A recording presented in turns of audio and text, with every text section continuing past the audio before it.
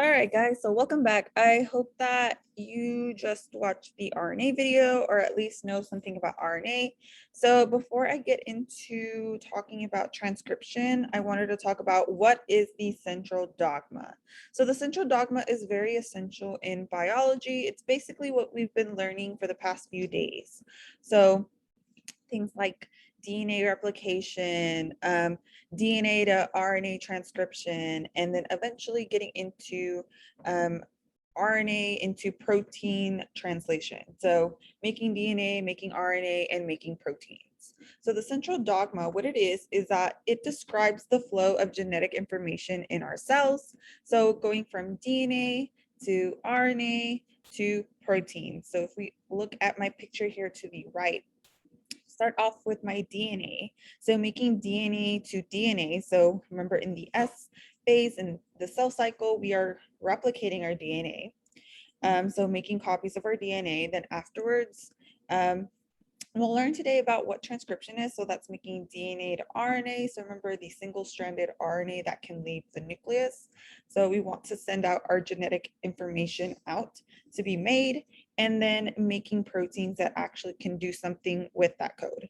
So biggest thing that you need to remember about the central dogma is that it states that genes that specify the sequence of RNA molecules, which in turn specify the sequence of proteins. So making DNA to RNA to proteins. So proteins are essential to send out to the rest of the body in order to tell it to do something.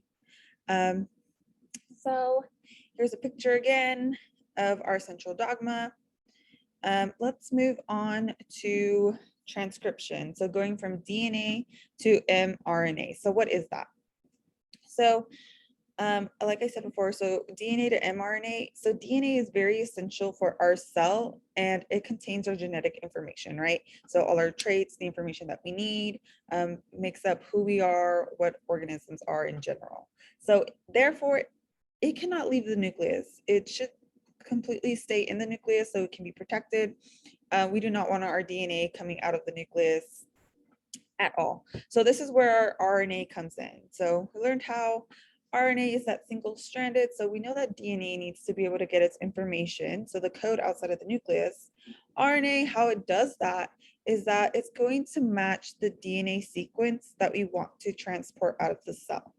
So if I have a DNA sequence up here that codes for eye color, so here's my DNA sequence. Remember, we just learned this in replication, looking at reading our DNA strand and the bases. So ATG, CGC, TCG. So what we want to do is we want to convert this into RNA. So convert it into RNA in order to send out those proteins to make that trait.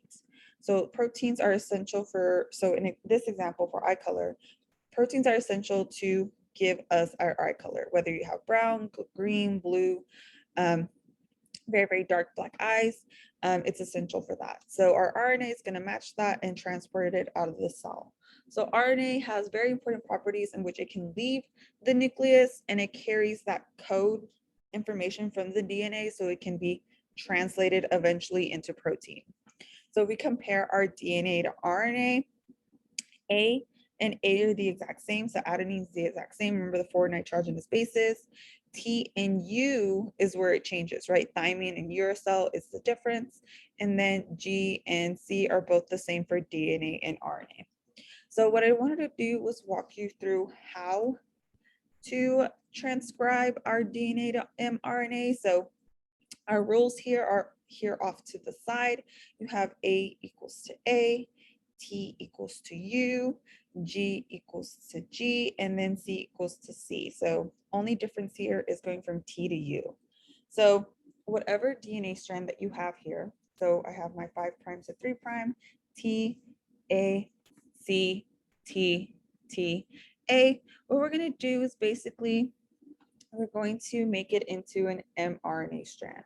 So you're basically copying, but changing those T's into U's. So in this example, if I have a T in my DNA, my mRNA, my RNA is going to have a U.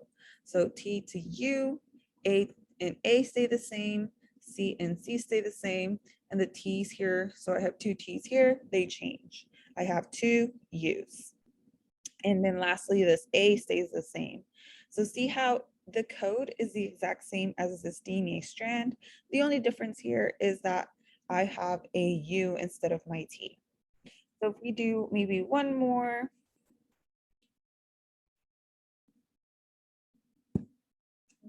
example here. So if I have T, T, T, A, T, A for my DNA strand, let's do 3'.